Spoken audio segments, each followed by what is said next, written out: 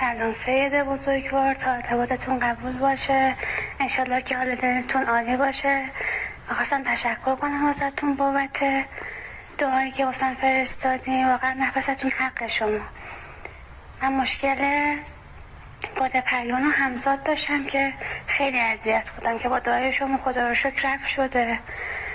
واسه مادرم هم فرمودین که مشکل خطر تهدیدشون میکنه و مشکل جانی ممکنه واسهشون پیش بیاد، که با دعایی که دادین خدا رو کش اتفاقی نیفتاد. و اینکه اوضاع کاری دامادمون یکم نابسامان بود و با دعایی که دادین خدا رو شکر الان یه سمت خیلی خوبی به دست آوردتون جایی که کار میکرد.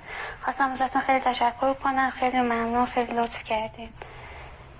خدا شما رو واسه ما حفظ کنه و سرتون مستقیم.